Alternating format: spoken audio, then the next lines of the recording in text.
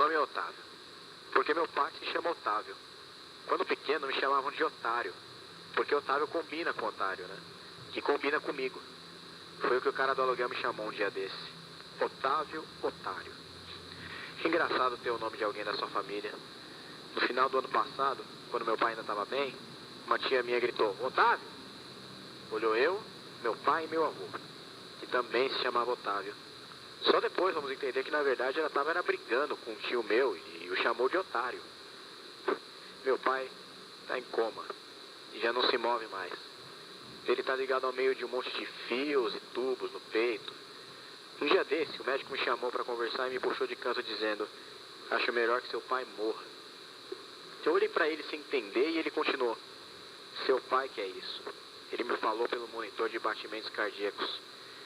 Continuei olhando para ele sem entender e o filho da mãe de branco continuou falando. E aí ele terminou dizendo, faça um favor para mim, mate seu pai, vai ser melhor.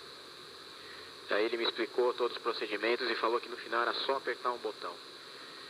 Aí eu não sabia o que fazer, fui até o quarto onde meu pai dormia no sono quase eterno. Ele estava cheio de seus fios e tubos pelo peito, parecia até um robô, meu pai robô. Me sentei ao lado dele na cama, de olhos fechados, seu rosto estava tranquilo, igual ao de um robô. Me apoiei na mesinha ao lado para poder beijar a testa dele e nesse momento escuto um leve apito da máquina ao lado. Seu coração já não batia mais. Olhou para o meu pai robô desligando. Nessa hora a dor foi grande.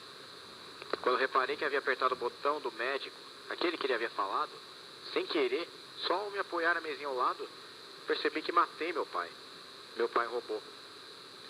E aí hoje minha família me chama de assassino, ninguém confia mais em mim, nem quer mais me ver na frente.